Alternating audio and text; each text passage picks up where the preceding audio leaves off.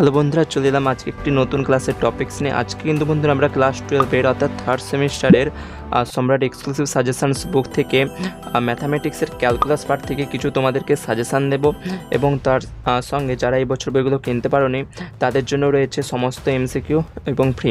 তো আমি সমস্ত প্রশ্নগুলো তোমাদেরকে দেখিয়ে যাব, তোমরা পারলে এগুলো স্ক্রিনশট মেরে হচ্ছে ক্যালকুলাস। তো এখানে এমসিকিউ প্রশ্নগুলো দেখে নাও। এখানে সমস্ত প্রশ্নই কিন্তু বন্ধুরা খুব গুরুত্বপূর্ণ, তোমরা এগুলো সব সলভ করার চেষ্টা করবে এবং যেগুলো না পারবে অবশ্যই আমাকে কমেন্টে জানিও। তো এখানের মধ্যে যেগুলো মোস্ট গুরুত্বপূর্ণ সেগুলো আমি তোমাদেরকে অবশ্যই দাগিয়ে দেবো, যেমন এখানে 2-এর দাগেরটা এবং এখানে 3-এরটা, তারপর বন্ধুরা এখানে নিচে 4-এরটা।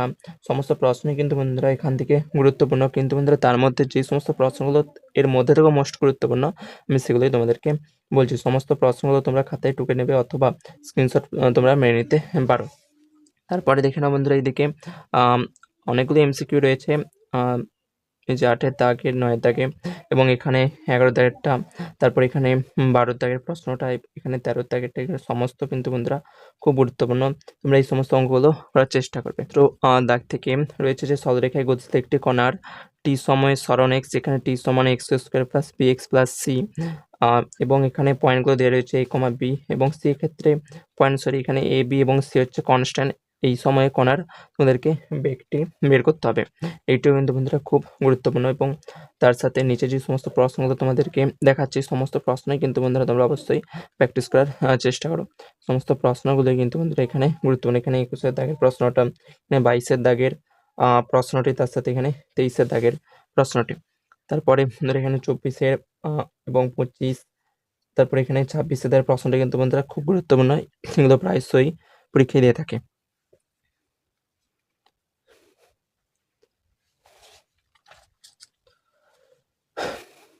এখানে অনেকগুলো এমসিকিউ দেওয়া রয়েছে, যে এমসিকিউগুলো তোমরা এখানে 31-এর দাগেরটা দেখে নাও। D cube Y by DX cube plus Y সমান রুট আন্ডার কিউব দিয়ে 1 plus D Y by DX এর ডিগ্রি কত তোমাদেরকে বের করতে হবে। এই অঙ্কগুলো কিন্তু বন্ধুরা খুব ইজি, কিন্তু খুবই গুরুত্বপূর্ণ।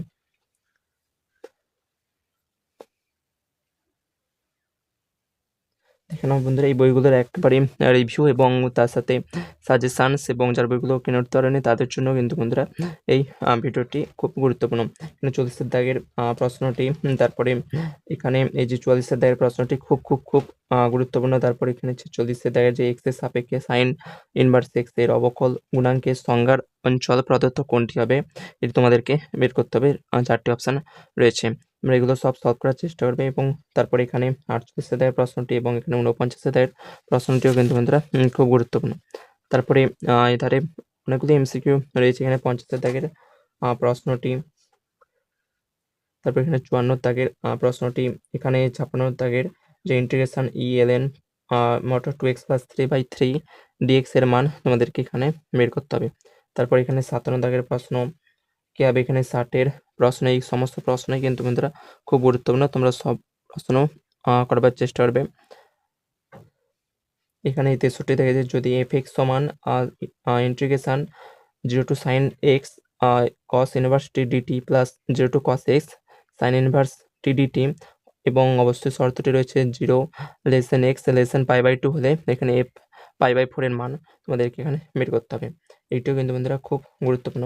তারপর এখানে এই 65 দাগের প্রশ্নটি, এই সমস্ত প্রশ্নগুলো কিন্তু বন্ধুরা এই বছর আসার জন্য খুব গুরুত্বপূর্ণ। তারপর 66 দাগের প্রশ্ন, সমস্ত প্রশ্নই কিন্তু বন্ধুরা তোমরা এগুলো পারলে স্ক্রিনশট মেরে নাও অথবা এগুলো তোমরা খাতায় টুকে নিলে ভালো হবে। এই যে এখানে এই 71 প্রশ্নটি, যে ব্যাসার্ধের সাপেক্ষে একটি বৃত্তের ক্ষেত্রফলের পরিবর্তনের হার বৃত্তটির পরিসীমার কে গুণ হলে এখানে কে এর মানটা তোমাদেরকে এখানে বের করতে হবে।